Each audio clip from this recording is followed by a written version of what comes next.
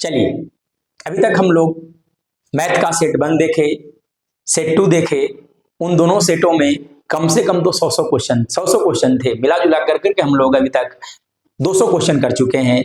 आज आपके सामने सेट 3 नजर आ रहा है। मैथ्स का सेट 3 कॉन्सेप्ट पॉइंट द्वारा प्रोवाइड किया जा रहा है, तो इस चीज को अच्छे से समझिएगा और जो आपको पसंद आए तो अपने दोस्तों तक भी शेयर कीजिएगा। चलिए नेक्स्ट हम लोग स्टार्ट करते हैं क्वेश्चन नंबर 1 से सेट 3 का। देखिएगा क्या बोला गया था।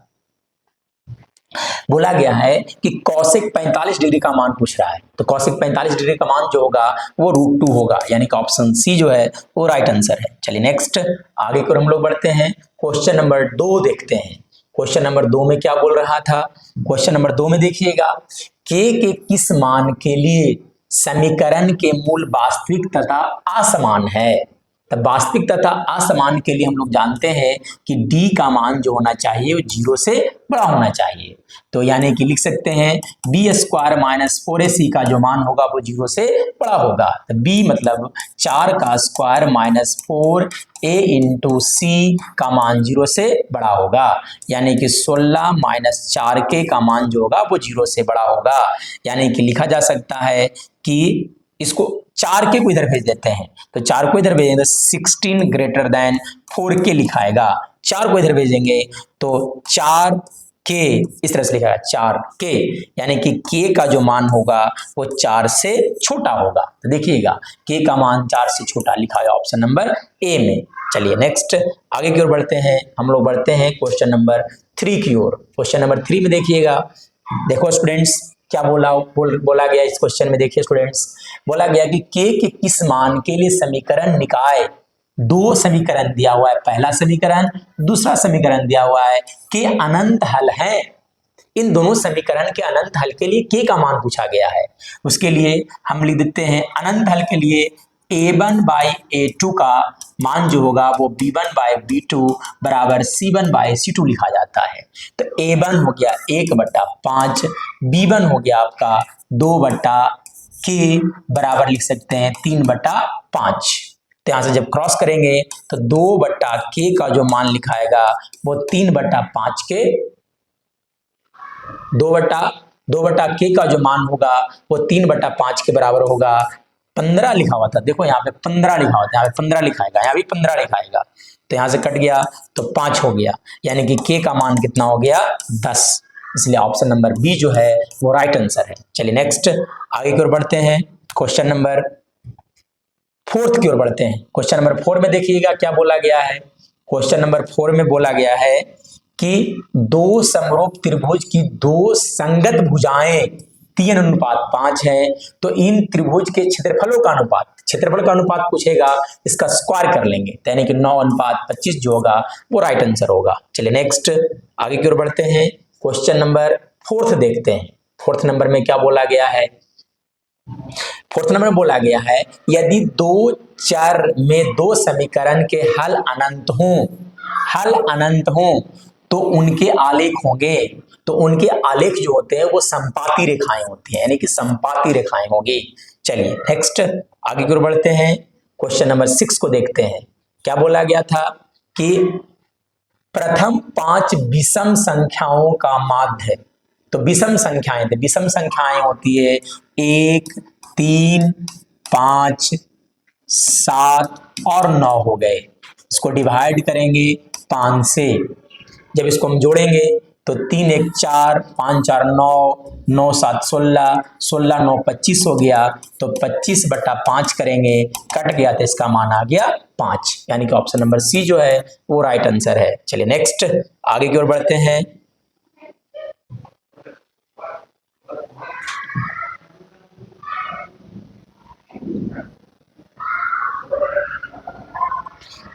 चलिए अगला क्वेश्चन देखते हैं हम लोग। अगले क्वेश्चन में क्या बोला गया है, यदि एक अर्धवृत्त का परिधि दिया हुआ है तो इसका त्रिज्या पूछा गया है। तो अर्धवृत्त का परिधि के लिए हम लिखते हैं πr + 2r का मान दिया हुआ है 72, पाई r कॉमन है तो यहाँ पे लिख देते हैं 22/7 जोड़ 2 बराबर हो गया आपका 72, तो r कॉमन ले लेते हैं तो 7 लिख देते हैं, तो 22 प्लस हो जाएगा आपका 14 बराबर हो गया आपका 72, यानी कि r गुने 36/7 बराबर हो गया आपका 14। ये 2 बार में गया, इसलिए r का मान आ गया 14 सेंटीमीटर। तो इसकी त्रिज्या के बारे में बात कर रहा था, त्रिज्या होगा 14 सेंटीमीटर, यानी कि ऑप्शन ए जो है वो राइट आंसर है। चलिए नेक्स्ट आगे की ओर बढ़ते हैं हम लोग। क्वेश्चन नंबर 8 को देखते हैं। क्वेश्चन नंबर 8 में क्या बोला गया है, एक असंभव घटना की प्रायिकता होती है। तो असंभव घटना की प्रायिकता हमेशा शून्य होती है, इसलिए असंभव घटना की प्रायिकता हो गई शून्य। चलिए नेक्स्ट आगे की ओर बढ़ते हैं हम लोग। चलिए नेक्स्ट क्वेश्चन को देखते हैं। चलिए अगला क्वेश्चन की ओर बढ़ते हैं। क्वेश्चन नंबर 9 में देखते हैं। cot 90 माइनस थीटा का मान पूछा गया था कि cot 90 माइनस थीटा का मान क्या होगा। तो cot 90 माइनस थीटा का मान होता है tan थीटा के बराबर होता है। चलिए नेक्स्ट आगे की ओर बढ़ते हैं। क्वेश्चन नंबर 10 देखते हैं। 10वां में क्या बोला गया है, 10वां में बोला गया है किसी त्रिभुज ABC में कोण A का मान 90 डिग्री है, BC का मान दिया है, AB का मान, तो AC का मान पूछा गया है। तो त्रिभुज बना लेते हैं पहले हम। कोण A ये वाला हो गया आपका 90 डिग्री। ये कोई भी एक भुजा, एक बिंदु B और दूसरा बिंदु C होगा। देखिए इसमें BC का मान दिया हुआ है आपका 13, यानी कि ये वाला हो गया 13 सेंटीमीटर। AB जो हो गया वो 12 सेंटीमीटर हो गया। तब आपसे AC पूछा गया था, यानी कि ये हो गया आपका कर्ण, ये हो गया आपका लंब, और इसको कह सकते हैं आधार। तो लिखा जा सकता है कि B बराबर होता है √h² माइनस P², यानी कि √13 का स्क्वायर माइनस लिखाएगा 12 का स्क्वायर। 13 का स्क्वायर होता है 169 माइनस 144। इसको जब हम लिखेंगे तो ये लिखाएगा √25, और √25 का मान हो गया 5, इसलिए C जो है वो राइट आंसर होगा। चलिए नेक्स्ट अगला क्वेश्चन की ओर बढ़ते हैं हम लोग। 11th नंबर देखते हैं। 11th में क्या बोला गया था, 11th में बोल रहा था 2 3 की मूल बिंदु से दूरी, 2 3 की मूल बिंदु से दूरी, इसका स्क्वायर कर लो, इसका स्क्वायर कर लो, 2 का स्क्वायर 4, 3 का स्क्वायर 9, दोनों को जोड़ लिए तो 13 आ गया। तो √13 जो होगा वो राइट आंसर होगा। चलिए नेक्स्ट आगे की ओर बढ़ते हैं हम लोग। 12th नंबर देखते हैं।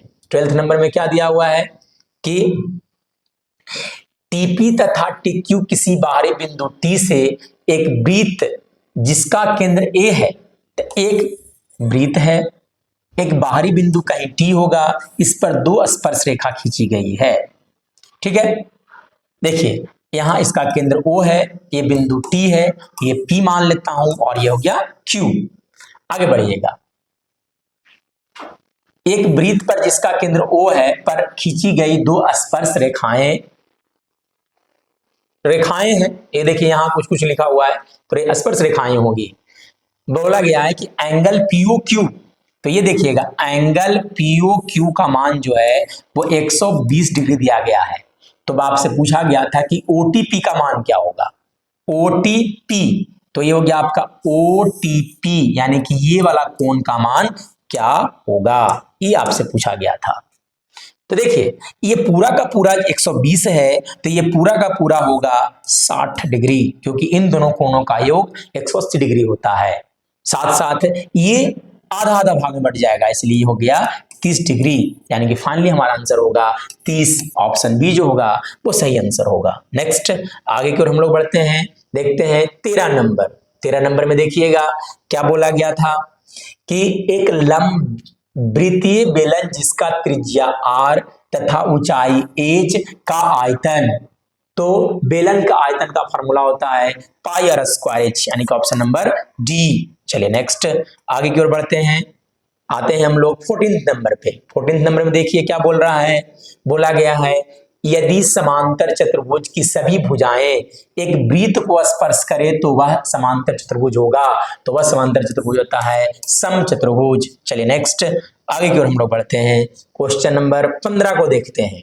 देखिए 15 नंबर में क्या बोला गया है, चलिए देखिएगा 15 नंबर में क्या बोला गया है, किसी पूर्णांक m के लिए सम संख्या का रूप, सम संख्या मतलब 2 4 इस तरह से, तो ये हो गया 2m होता है। चलिए नेक्स्ट आगे की ओर बढ़ते हैं। 2 का गुणांक होता है इसलिए 2m लिखेंगे। नेक्स्ट आगे की ओर बढ़ते हैं हम लोग, क्वेश्चन नंबर 16 को देखते हैं। 16 नंबर में क्या बोला गया है, 3 का बहुलक पूछा गया। तो बहुलक के लिए क्या करते हैं, सबसे ज्यादा बार जो आंकड़ा आता है उसे कहते हैं। तो देखिए 3 यहां भी है, 1 2 3 4 बार 3 आया, बाकी कोई भी इतने बार नहीं आया, इसलिए सबसे अधिक बार 3 आया है, इसलिए इसका बहुलक होगा 3, यानी कि डी ऑप्शन सही था। नेक्स्ट आगे की ओर हम लोग बढ़ते हैं, 17 नंबर में आते हैं। 17 नंबर में क्या बोला गया था, देखिए इस तरह का जब भी क्वेश्चन होगा, देखिए इस तरह का जब भी क्वेश्चन मिलेगा स्टूडेंट्स तो कैसे बनाएंगे, देखिए 65 डिग्री है और ये 25 डिग्री है, दोनों को जोड़ेंगे तो 90 डिग्री होगा। tan 90 minus theta cot theta होता है, मतलब कॉट को tan बदल सकते हैं, tan को कॉट में बदल सकते हैं, फाइनली ये कट जाएगा तो इसका मान कितना हो जाएगा 1। चलिए नेक्स्ट आगे की ओर बढ़ते हैं, 18 नंबर को देखते हैं हम लोग। 18 नंबर में क्या बोला गया है, बोला गया है कि निम्न में से अपरिमेय संख्या को पहचानना है। तो देखिएगा ये तो परिमेय संख्या है भाई, क्योंकि 8/9 लिखा हुआ है, ये देखिएगा यही अपरिमेय संख्या, यानी कि ऑप्शन बी जो है वो राइट आंसर होगा। अपरिमेय संख्या नहीं है, सॉरी अपरिमेय संख्या नहीं है, यानी कि अपरिमेय संख्या नहीं है के बारे में बात किया गया था। तो अपरिमेय संख्या नहीं है, कौन नहीं है, ए नहीं है। चलिए आगे बढ़ते हैं हम लोग, क्वेश्चन नंबर 19 को देखते हैं। 19 नंबर में क्या बोला गया है, 19 नंबर में देखिएगा क्या बोला गया है, निम्न में से कौन सी अभाज्य संख्या है। अभाज्य संख्या किसे कहते हैं, वैसी संख्या जिसकी गुणनखंडों की संख्या 2 होगी। जैसे 5 एक अभाज्य संख्या है, क्योंकि 5 का गुणनखंड 1 है और 5 है। 7 भी एक अभाज्य संख्या है, 1 है और 7 है। लेकिन 6 के बारे में बात किया जाएगा तो 1 2 3 6, इसके गुणनखंडों की संख्या 4 है। ये सब संख्याएं जो है वो अभाज्य है। एक संख्या जो हो गया वो आपका हो गया कंपोजिट नंबर, सम्मिश्र संख्या। चलिए देखिए अभाज्य संख्या पहचानना था, अभाज्य संख्या होगा आपका 29। चलिए आगे की ओर बढ़ते हैं हम लोग, 20 नंबर में हम लोग देखते हैं। 20 नंबर में क्या बोला गया था, 20 नंबर में बोला गया था किसी घटना की प्रायिकता का अधिकतम मान 1 होता है, न्यूनतम मान 0 होता है। चलिए आगे की ओर बढ़ते हैं हम लोग, 21 नंबर देखते हैं। 21 नंबर में क्या बोला गया था, 21 नंबर में देखते हैं।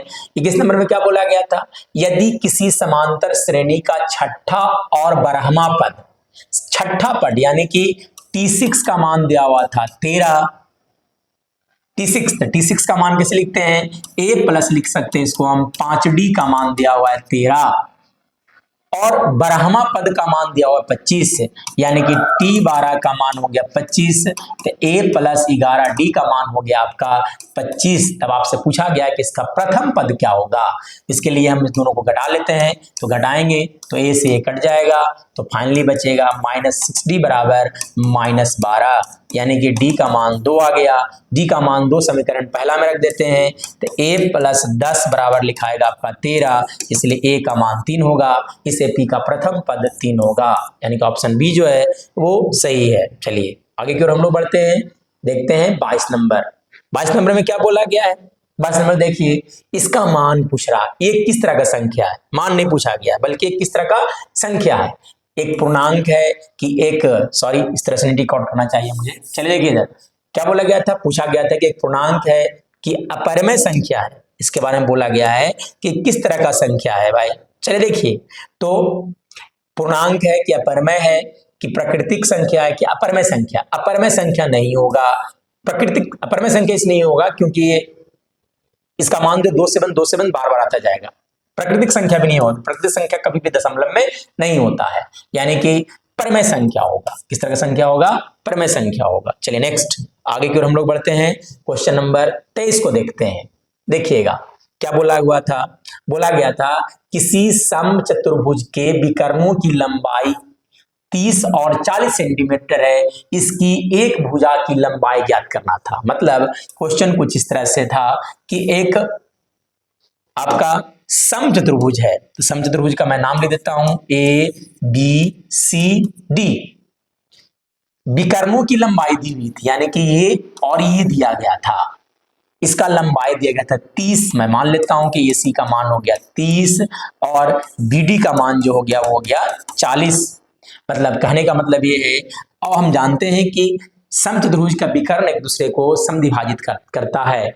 अतः AC अगर पूरा 30 है तो ये होगा 15, BD अगर पूरा 40 है तो ये होगा 20। तब आपसे पूछा गया था कि एक भुजा 30 त्रिभुज में आएंगे तो और विकर्ण जो होता है समचतुर्भुज का एक दूसरे को 90 डिग्री पर प्रतिच्छेद करता है, यानी कि वाला कोण जो देख रहे हैं आप 90 डिग्री होगा। तो क्या यहाँ पे हम पाइथागोरस प्रमेय लगा सकते हैं? डेफिनेटली लगा सकते हैं। तो पाइथागोरस प्रमेय लगाते हैं तो BC स्क्वायर बराबर लिखा जाएगा, BC स्क्वायर बराबर लिखेंगे, BC स्क्वायर बराबर लिखा जाएगा BC स्क्वायर, देखिए फिर से BC स्क्वायर बराबर लिख सकते हैं हम लोग, BC स्क्वायर बराबर लिखेंगे OC square plus OB square लिख सकते हैं। तो BC स्क्वायर बराबर OC का मान हो गया 15 का स्क्वायर है ना, इसका मान हो गया 20 का स्क्वायर। चलिए तो BC स्क्वायर का मान आ गया 225, जोड़ हो गया आपका 400, यानी कि BC का जो मान होगा वो √625 होगा। और √625 का जो मान होता है वो कितना होता है? 25। इसलिए समचतुर्भुज का भुजा का लंबाई होगा 25 सेंटीमीटर। चलिए नेक्स्ट आगे की ओर बढ़ते हैं हम लोग, देखते हैं 24 नंबर। 24 देखिए 24 नंबर में क्या बोला गया था, बिंदु 4 3। तो देखो दोनों पॉजिटिव है, दोनों पॉजिटिव प्रथम पाद में होता है, इसलिए प्रथम पाद सही आंसर होगा। चलिए नेक्स्ट आगे की ओर हम लोग बढ़ते हैं, 25 नंबर पे आते हैं। 25 नंबर में क्या बोला गया था? 25 नंबर में बोला गया था किसी वृत्त की परिधि दी हुई है तो इसकी त्रिज्या होगी।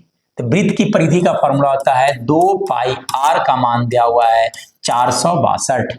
तो 2 गुने 22/7 गुने r का मान हो गया 462।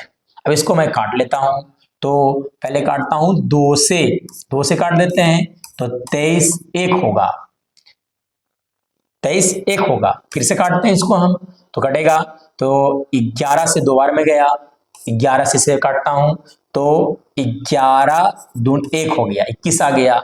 इसलिए 2r/7 का मान हो गया 21, इसलिए r का मान होगा है ना 21 गुने 7/2 लिखाएगा, यानी कि इसको जब हम गुना करेंगे तो इसका मान आएगा कितना? 7 14 147/2। अब इसका मान जब कैलकुलेट करेंगे तो 7 3 दूनी के यानी कि 73.5 जो होगा वो राइट आंसर होगा। चलिए नेक्स्ट आगे की ओर हम लोग बढ़ते हैं, क्वेश्चन नंबर 26 को देखते हैं। 26 नंबर में क्या बोला गया था? 26 नंबर को देखिएगा, एक पासे को फेंकने पर एक अभाज्य संख्या आने की प्रक्रिया पूछी गई थी। तो जब हम पासा को फेंकते हैं तो कुल घटनाएं कौन कौन सी हो सकती है? 1 आ सकता है, 2 3 4 5 6 हो सकता है। अभाज्य संख्या, तो इनमें से अभाज्य संख्या कौन कौन सी है? अभाज्य संख्या है आपका, देखिए इसमें से मैं पॉइंट आउट करता हूं अभाज्य संख्याओं को। तो अभाज्य संख्या हो गया 3 5, 2 भी एक अभाज्य संख्या होता है, ठीक है। तो कुल अभाज्य संख्याओं की संख्या हो गई 3/6, कट गया, इसका मान आ गया 1/2, यानी कि फाइनली इसका आंसर होगा 1/2। चलिए नेक्स्ट आगे की ओर बढ़ते हैं हम लोग, देखते हैं 27 नंबर। 27 नंबर में क्या पूछा गया था? बोला गया था द्विघात बहुपद के शून्यक हैं, इसका शून्यक ज्ञात करना था। तो गुणनखंड कर लेंगे, x² + 3x + 2 गुणनखंड करेंगे तो x² + 2x + x प्लस के लिख सकते हैं 2। x कॉमन ले लेता हूं तो यहाँ पे लिखाएगा x + 2, 1 कॉमन लेते हैं तो लिखाएगा x + 2, यानी कि x + 2 गुने हो गया x + 1। बहुपद के शून्यक के लिए दोनों गुणनखंडों को 0 के बराबर कर देना है, यानी कि x + 1 = 0, यानी कि x का मान आ गया -2 और यहाँ से x का मान आ गया -1, यानी कि -1 -2 ऑप्शन ए जो है वो राइट आंसर है। चलिए नेक्स्ट आगे की ओर हम लोग बढ़ते हैं, 28 नंबर को चेक करते हैं। 28 नंबर में क्या बोला गया था? देखिएगा, निम्न में से कौन cot थीटा के बराबर है? तो cot थीटा होता है cos/sin, इसलिए ऑप्शन बी जो है वो सही होगा। चलिए नेक्स्ट आगे की ओर हम लोग बढ़ते हैं, 29 नंबर पर आते हैं। 29 नंबर में क्या बोला गया था? समीकरण 2 लिखा हुआ था, इसके बारे में पूछा गया था अनंत हल की क्या है। देखिए हम लोग निकाल लेते हैं इसके लिए a1/a2, तो a1/a2 का मान होगा 1/-3। सिमिलरली हम निकालते हैं b1/b2, तो b1 हो गया 2/-6 यानी कि -1/3। तो यहाँ पे हम पाते हैं, फिर हम निकालते हैं c1/c2। c1 का मान हो गया 5/1 यानी कि 5। यहाँ पर हम पाते हैं कि a1/a2 बराबर b1/b2 not equal to c1/c2। और इस तरह का जब भी कंडीशन आएगा तो उसको हम बोलते हैं कोई हल नहीं, यानी कि ऑप्शन सी जो है वो सही होगा। चलिए नेक्स्ट आगे की ओर बढ़ते हैं, हम लोग देखते हैं 30 नंबर। 30 नंबर में क्या दिया हुआ था? 30 नंबर में देखिएगा, दो बेलनों की त्रिज्याओं का अनुपात, दो बेलन है उसकी त्रिज्याओं का अनुपात, यानी कि R1/R2 का मान दिया हुआ था 2/3, 2/3 दिया हुआ था, तथा ऊंचाइयों का अनुपात, तो ऊंचाइयों का अनुपात यानी कि H1/H2 का मान दिया हुआ था आपका 5/3 दिया हुआ था। तो उनकी आयतनों का अनुपात, तो जब आयतनों का अनुपात पूछा गया है तो फॉर्मूला में लिखा जाता है πr²। बेलन का आयतन का फॉर्मूला होता है πr², इसलिए हम इसका स्क्वायर कर लेंगे। तो 2/3 का स्क्वायर करेंगे तो आएगा 4/9, को गुना करेंगे ऊंचाई के साथ तब 5 फिर से आ गया 3, गुना किए तो 20 आ गया 27, यानी कि ऑप्शन सी जो है, ऑप्शन जो आप देखिए 20/27 कौन सा लिखा हुआ है, ये ऑप्शन बी जो है वो राइट आंसर होगा। ठीक है, आगे की ओर हम लोग बढ़ते हैं। नेक्स्ट 31 नंबर देखिएगा। 31 नंबर में क्या पूछा गया है? 31 नंबर में बोला गया है किसी वृत्त के केंद्र से 13 सेंटीमीटर दूर पर स्थित कोई बिंदु P है। एक वृत्त है, एक 13 सेंटीमीटर की दूरी पर कोई स्थित बिंदु P है। खींची गई स्पर्श रेखा की लंबाई 12 सेंटीमीटर। ये जो देख रहे हैं आप, इसका लंबाई दिया गया है 12 सेंटीमीटर। तो वृत्त की त्रिज्या बारे में बात कर रहे थे, वृत्त की त्रिज्या क्या होगी?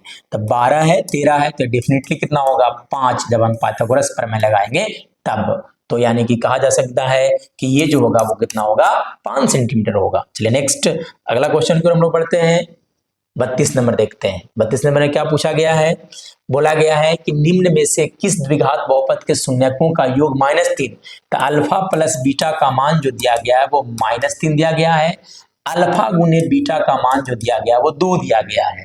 तो बहुपद px बराबर हम लोग जानते हैं कि लिखा जाता है, बहुपद px इक्वल टू लिखते हैं x² minus alpha plus beta into x जोड़ अल्फा गुने बीटा, यानी कि x² प्लस हो जाएगा 3x प्लस 2, यानी कि देखिए x² plus 3x plus 2, option number A जो है वो राइट आंसर होगा। चलिए नेक्स्ट आगे की ओर बढ़ते हैं, हम लोग मूव करते हैं 33 नंबर क्वेश्चन की ओर आते हैं।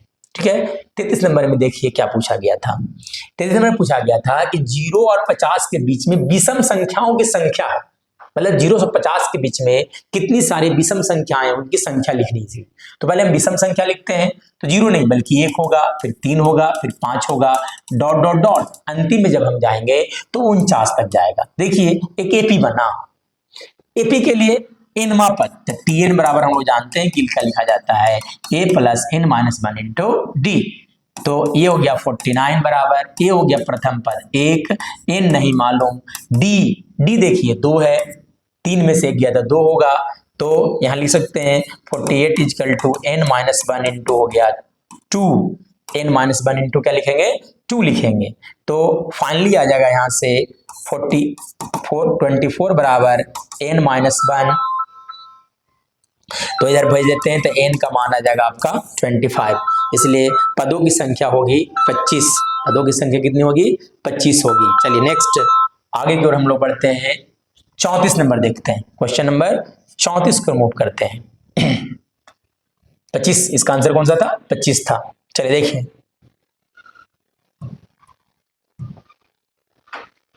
34 नंबर देखिए, 34 नंबर में क्या बोला गया था? 34 नंबर में बोला गया है कि 24, 15, 22, 13, 9, 10 तथा 30 का परिसर। तो परिसर कैसे निकालते हैं? सबसे बड़ा आंकड़ा में से सबसे छोटे आंकड़ा को घटा लेंगे। तो देखिएगा इसका सबसे बड़ा आंकड़ा कौन है? तो सबसे बड़ा आंकड़ा जो दिख रहा है वो 30 है। सबसे छोटा अंक कौन सा है? 9 है। अब 30 में से 9 गया तो फाइनली क्या बच गया? 21, इसलिए इसका परिसर होगा 21। चलिए नेक्स्ट अगला क्वेश्चन को हम लोग बढ़ते हैं, 35 नंबर में आते हैं। 35 नंबर में क्या बोला गया है? बोला गया है कि दो चर में दो चर में दो एक घातीय समीकरणों के ग्राफ यदि प्रतिच्छेद रेखाएं हो तो हलों की संख्या। तो इस तरह से प्रतिच्छेद रेखा जब होता है तो उसको बोलते हैं अद्वितीय हल, और अद्वितीय हल में सिर्फ और सिर्फ एक ही हल होता है, यानी कि सिर्फ एक हल। ऑप्शन ए जो है वो सही होगा।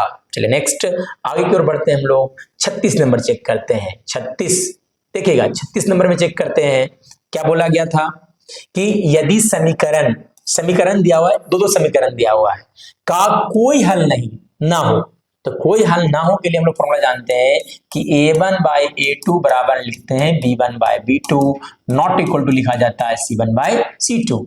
a1 का मान हो गया k, a2 का मान हो गया 6 बराबर -5/b2 का मान 2 हो गया, नॉट इक्वल टू लिखाएगा 2/7, यानी कि क्या कर सकते हैं k/6 बराबर -5/2, 3 बार में गया यानी कि k का मान होगा -15, इसलिए k का मान -15 यानी कि ऑप्शन डी जो है वो सही होगा। चलिए नेक्स्ट आगे की ओर हम लोग बढ़ते हैं। 37 नंबर चेक करते हैं। 37 देखिएगा, 37 में क्या बोला गया था, यदि साइन थीटा बराबर कॉस थीटा तो थीटा किसके बराबर है, तो साइन और कॉस का मान 45 डिग्री पर बराबर होता है, इसलिए ए जो है वो सही आंसर होगा। चलिए नेक्स्ट अगला क्वेश्चन को हम लोग पढ़ते हैं, आते हैं 34 नंबर। 34 नंबर में क्या बोला गया है, बोला गया है 7/20 का दशमलव प्रसार किस प्रकार का है, शांत या अशांत। इसके लिए 20 को हम लोग गुणनखंड करेंगे तो 2 × 2 × 5 लिखा जाएगा। चूंकि हर के गुणनखंड में सिर्फ और सिर्फ 2 और 5 आया, इसलिए इस तरह की संख्या को हम लोग बोलते हैं शांत दशमलव प्रसार होगा। चलिए नेक्स्ट अगला क्वेश्चन को हम लोग मूव करते हैं। 39 नंबर में आते हैं। पाई पाई किस प्रकार का संख्या होता है, तो पाई एक प्रकार का अपरिमेय संख्या होता है। चलिए नेक्स्ट अगला क्वेश्चन के बारे में क्वेश्चन बात करें। 39 के बाद 40 देखिएगा, बोला गया है दो संख्याओं का मसा 15 है, लसा दिया गया 105, यदि उनमें से एक संख्या 5 है तो दूसरी संख्या ज्ञात करनी थी। तो हम लोग जानते हैं कि एलसीएम गुने एचसीएफ बराबर लिखा जाता है ए गुने बी। एलसीएम का मान दिया हुआ 15 गुने मसा का मान दिया, एलसीएम का मान दिया हुआ 105 गुने 15। ए कोई भी एक संख्या 5 दिया हुआ, दूसरी संख्या मालूम नहीं है तो वो बी है। चलिए इसको काट देते हैं, 3 बार में कट गया, गुना करेंगे तो इसका मान आएगा 315, इसलिए दूसरी संख्या जो होगी वो 315 होगी, यानी कि ऑप्शन सी जो है वो राइट आंसर होगा। चलिए नेक्स्ट अगला क्वेश्चन को हम लोग पढ़ते हैं। 41 नंबर में देखते हैं। 40 नंबर में क्या बोला गया था, निम्नलिखित में से कौन अपरिमेय संख्या है। इसमें से पहचानना था कि अपरिमेय संख्या कौन सा है। तो अपरिमेय संख्या देखिए, ये तो परिमेय होगा, यानी कि अपरिमेय संख्या कौन सा हो गया, बी। चलिए नेक्स्ट अगला क्वेश्चन को हम लोग मूव करते हैं। 42 नंबर देखते हैं। 42 नंबर में क्या बोला गया था, बोला गया था कि निम्नलिखित में से कौन द्विघात समीकरण है। इसमें द्विघात समीकरण को पहचानना था, तो देखिएगा ये द्विघात समीकरण होगा क्योंकि x का घात 2 है। ये नहीं होगा, देखिए नीचे में x आ गया, नहीं होगा। यहाँ पे पावर 3 है, नहीं होगा। यहाँ देखिए नीचे में x है, ये नहीं होगा क्योंकि x स्क्वायर -1 लिखा जाएगा, इसलिए ऑप्शन ए जो है वो राइट आंसर होगा। चलिए नेक्स्ट अगले क्वेश्चन को हम लोग मूव करते हैं, आते हैं 43 नंबर को चेक करते हैं। बोल रहा था कि इसका सरलतम रूप में क्या करेंगे, इसको काट छाट करके छोटा कर देंगे, यानी कि 188 बटा क्या लिखा हुआ था 220 को काटना चालू करते हैं। तो पहले काट लेते हैं इसको 2 से, हम 2 से काटेंगे तो आ जाएगा 110, फिर 2 से 94, फिर 2 से काट लेते तो ये हो गया 55, 2 से काटेंगे इसका मान आ जाएगा ऊपर में लिखाएगा 47, अब नहीं कट सकता है, इसलिए 47/55 जो होगा वो राइट आंसर होगा। देखिए 47/55 ऑप्शन डी जो है वो राइट आंसर होगा। चलिए नेक्स्ट अगले क्वेश्चन को हम लोग मूव करते हैं, देखते हैं क्वेश्चन नंबर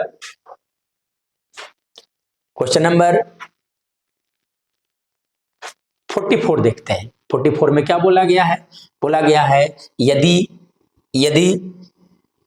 किसी द्विघात बहुपद के शून्यकों की अधिकतम संख्या होगी तो द्विघात जितनी घात होती उतनी शून्यकों की संख्या होती, यानी कि 2। चलिए नेक्स्ट अगले क्वेश्चन की हम लोग मूव करते हैं। 45 को चेक करते हैं। 45 में क्या दिया गया है किसी पूर्णांक p के लिए विषम संख्या का रूप है। विषम संख्या, तो विषम संख्या होता है 2p + 1। चलिए अगला क्वेश्चन को हम लोग मूव करते हैं। 46 नंबर में देखिएगा, 46 नंबर में क्या बोला गया है? बोला गया है किसी ओ केंद्र वाले, इसका केंद्र ओ पर हो गया, वृत्त के बाह्य बिंदु P, कोई बाहरी बिंदु P है, से वृत्त पर दो स्पर्श रेखाएं आती है, ठीक है ना, PR है और कौन सा हो गया आपका PS हो गया, खींची गई है, PR का मान 8 है, PR का मान 8, तब PS का मान पूछा है, तो PS का ही मान कितना होगा? 8 होगा, क्योंकि बाहरी बिंदु से स्पर्श रेखाओं की लंबाई समान होती है, इसलिए भी कितनी हो जाएगी? 8। चलिए नेक्स्ट अगले क्वेश्चन को मूव करते हैं। चलिए देखिएगा, अगला क्वेश्चन है आपका 47 नंबर। 47 नंबर में क्या बोला गया है? बोला गया है कि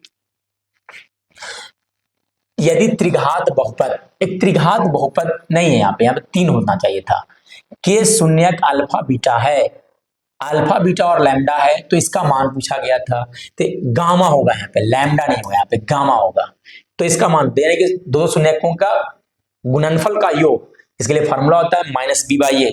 तो देखिए फार्मूला -b/a लिखते हैं, ऑप्शन में नहीं है, यानी कि यहाँ पे करना पड़ेगा आपको -b/a, तब सही होगा, जाकर के -b/a होगा, ठीक है। चलिए नेक्स्ट अगला क्वेश्चन को मूव करते हैं। 48 नंबर में देखते हैं। 48 नंबर में क्या बोला गया है?